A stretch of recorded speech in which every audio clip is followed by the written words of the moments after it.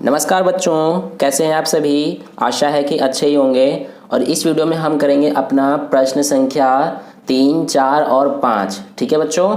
तो इससे पहले मैंने प्रश्न संख्या 1 और 2 करवा दिया है एक्सरसाइज 1.3 का। उसको अगर आपने नहीं देखा है तो यहाँ आई बटन पर क्लिक करके देख सकते हैं, या इस वीडियो के ख़त्म होने के बाद आप देख सकते हैं। और इससे पहले मैंने 1.1 और 1.2 भी करवा दिया है पूरा। उसको नहीं देखा तो आप प्लेलिस्ट में जाकर देख सकते हैं चैनल के। ठीक है बच्चों, तो चलिए हम शुरू करते हैं। और एक बात और कि अगर आप हमारे नए मेहमान हैं तो आप चैनल को सब्सक्राइब कर लीजिए, नोटिफिकेशन बेल आइकन प्रेस कर लीजिए, और वीडियो अच्छा लगेगा तो लाइक ज़रूर करना बच्चों। ठीक है, तो चलिए हम शुरू करते हैं अपना वीडियो। देखिए प्रश्न संख्या 3 में क्या है बच्चों, हमको क्या दिया गया है कि निम्नलिखित को P/Q के रूप में व्यक्त कीजिए, जहाँ P और Q पूर्णांक है तथा Q बराबर नहीं है 0 के। तो इसमें 3 भाग हैं। ठीक है बच्चों, तो हमें सबसे पहले फर्स्ट करते हैं इसका पहला भाग। तो देखो बच्चों, इसमें हमारा क्या दिया है, इसमें 0.6 के ऊपर बार है, ऐसा है। तो इसको हमें P/Q के रूप में व्यक्त करना है बच्चों। ठीक है, तो चलिए इसको करते हैं। तो देखिए किस तरह से करेंगे। सबसे पहले हम इसको x के बराबर मान लेंगे। माना x बराबर 0.6 के ऊपर बार। ठीक है बच्चों, अब x के बराबर तो ये हो गया। अब देखिए इसमें x के बराबर 0.6 के ऊपर बार है, तो 6 के ऊपर बार है, इसका मतलब क्या है कि 6 बार बार इसकी आवृत्ति होगी। तो इसको हम इस तरह से लिख सकते हैं 0.66 इस तरह से। ठीक है बच्चों, तो ये x के बराबर हमने मान लिया। अब क्या करेंगे, देखिए कि बार कितनी संख्या पे लगा है, एक संख्या पे। तो इसलिए हम क्या करेंगे कि दोनों तरफ 10 से गुणा कर देंगे, 10x, और इसमें भी 10 से गुणा कर देंगे। तो इसमें 10 से गुणा करेंगे तो बच्चों आंसर आएगा 6.66 इस तरह से। ठीक है, तो यहाँ तक आपको समझ में आ गया होगा। अब देखिए अगले स्टेप में हम क्या करेंगे कि इसको हम सेम उतार देंगे, 10x बराबर, इसको हमने इसी तरह से लिख दिया सेम। अब देखिए इसमें 6.66 है। ठीक है बच्चों, तो इसको हम क्या करेंगे कि इसको यहाँ पर लिखेंगे 6.6666 इस तरह से। ठीक है, और इसमें हम क्या करेंगे कि इसको घटा देंगे। ठीक है बच्चों, तो 0.6666 इसको हम घटाएंगे तो हमारे आंसर कितना प्राप्त होगा, इस तरह से 6.00 है। तो पॉइंट के बाद 0 की कोई वैल्यू नहीं होती है, तो इसको हम कितना लिख सकते हैं, 6। ठीक है बच्चों, तो ये हमने लिख दिया। अब यहाँ पर 6 क्यों लिखा, प्लस ये लिखेंगे 0.66 एंड सो ऑन।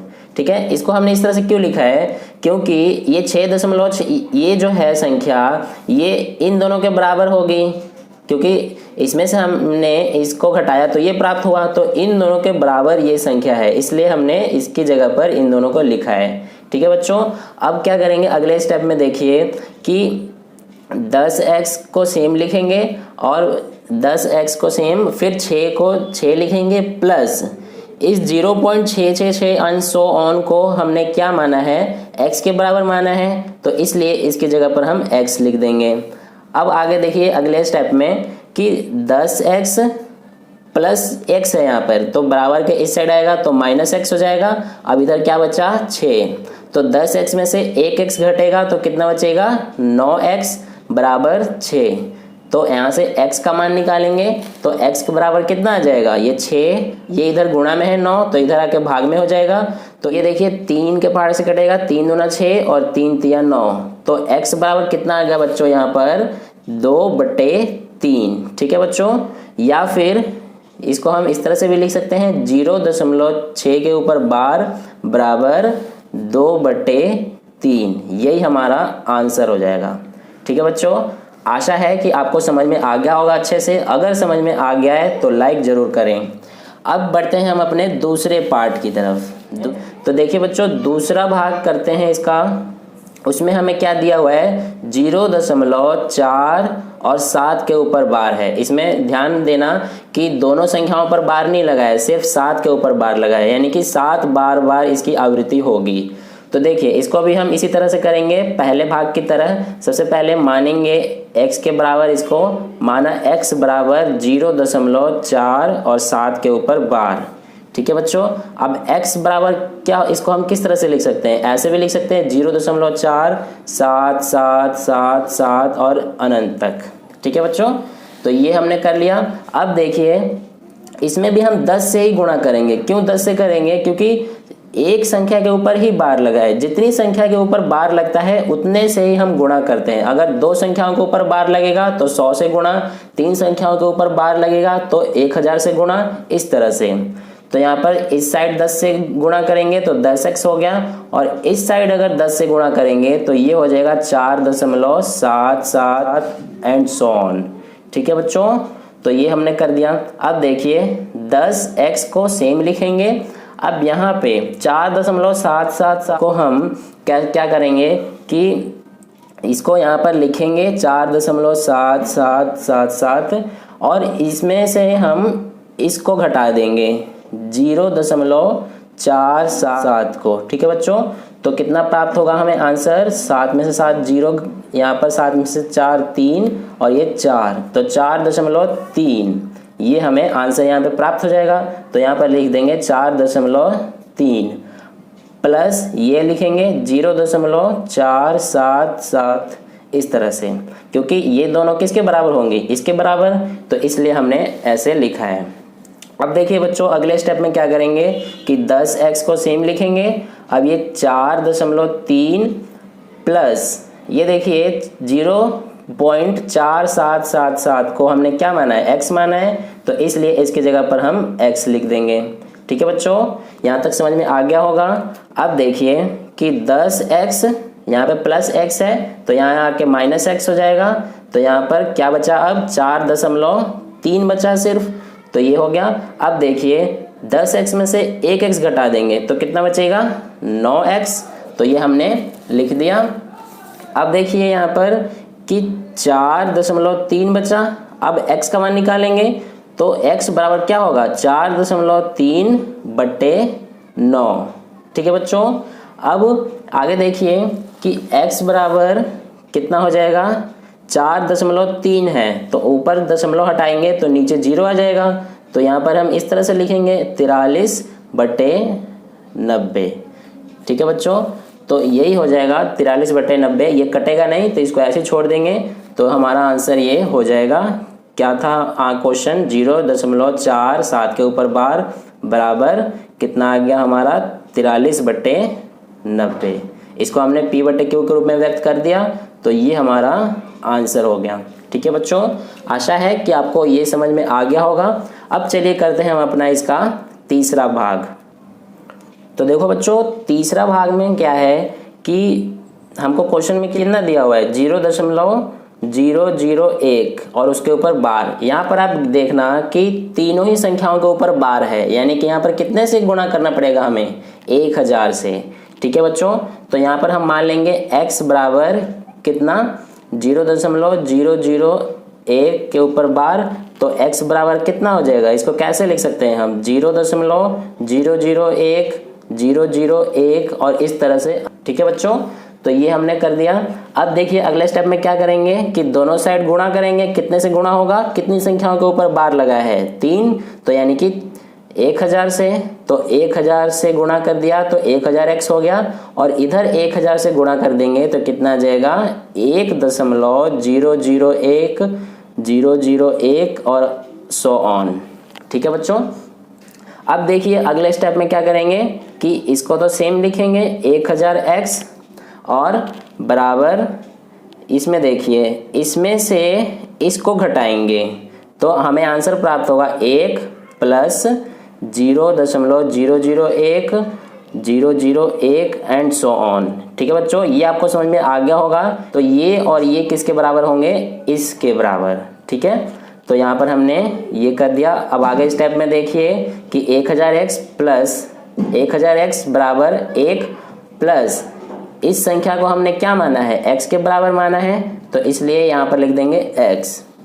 ठीक है बच्चों, अब ये 1000x हो गया, अब यहाँ पर प्लस x है तो यहाँ पर आ जाएगा माइनस x हो जाएगा, और यहाँ पे क्या बचेगा, 1।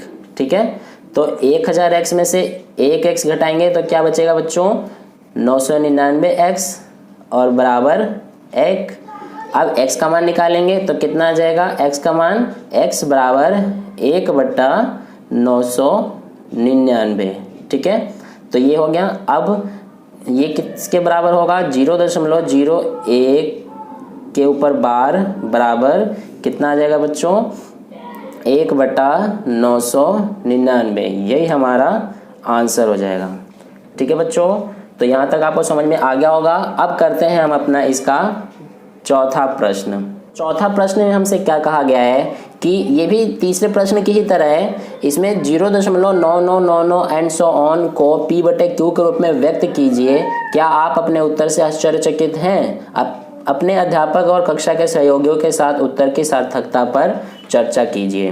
तो चलिए हम इसको करते हैं। इसको भी सेम तीसरे प्रश्न की तरह करेंगे। मानेंगे x के बराबर, x बराबर कितना है इसमें, 0.9999 एंड सो ऑन। तो हमने इसको x के बराबर मान लिया। अब देखिए बच्चों, इसमें कितनी संख्याओं की आवृत्ति हो रही है, एक संख्या की, यानी कि सिर्फ 9 जो 9 है उसी की आवृत्ति हो रही है। तो इसलिए हम इसको इस तरह से लिख सकते हैं 0.9 के ऊपर बार। तो यानी कि कितने से गुणा होगा दोनों तरफ, 10 से, तो 10x, यानी कि अब इधर भी 10 से गुणा होगा तो कितना आ जाएगा, 9.9999 एंड सो ऑन। ठीक है बच्चों, अब अगले स्टेप में क्या करते हैं कि 10x बराबर ये क्या हो जाएगा, इसमें से इसको घटाएंगे तो कितना आएगा, 9 प्लस ये 0.9999 एंड सो ऑन। ठीक है, तो 10x बराबर 9। अब ये देखिए 0.999 को हमने x के बराबर माना है तो इसकी जगह लिख देंगे x। अब 10x प्लस x है तो इधर आके माइनस x हो जाएगा, इधर क्या बचा 9। तो 10x में से 1x घटाएंगे तो बचेगा 9x बराबर 9। तो x बराबर कितना आ जाएगा, 9/9, यानी कि कट जाएगा तो 1, यानी कि x बराबर कितना आ गया, 1। तो यहाँ पर आप देख रहे हैं कि ये संख्या कितनी बड़ी है, 0.9999, इस तरह से बहुत बड़ी संख्या है, लेकिन ये किसके बराबर है, 1 के बराबर। तो इसलिए हम अपने उत्तर से आश्चर्यचकित हैं। तो हम यहाँ पर लिखेंगे हाँ, हम अपने उत्तर से आश्चर्यचकित हैं। ठीक है बच्चों, तो ये हमने कर दिया चौथा प्रश्न। अब देखिए इसका पांचवा प्रश्न कि 1/17 के दशमलव प्रसार में अंकों के पुनरावृत्ति खंड में अंकों की अधिकतम संख्या क्या हो सकती है, अपने उत्तर की जांच करने के लिए विभाजन क्रिया कीजिए। तो देखो बच्चों, इसमें क्या है कि 1/17 पूछा गया है। तो 1/17 में हमसे पूछा गया है कि दशमलव प्रसार में कितने अंक की पुनरावृत्ति होती रहेगी। तो जैसे एक बात पे ध्यान देना बच्चों कि जैसे कुछ संख्याएं होती हैं, जैसे कि 1/7 संख्या जो होती है, इसका पुनरावृत्ति जो होगा वो इस तरह से होता है, 1, 4, 2, 8, 5 और 7। ये संख्या बार बार रिपीट होती रहती है। ठीक है बच्चों, तो ये तो हो गया 1/7 का।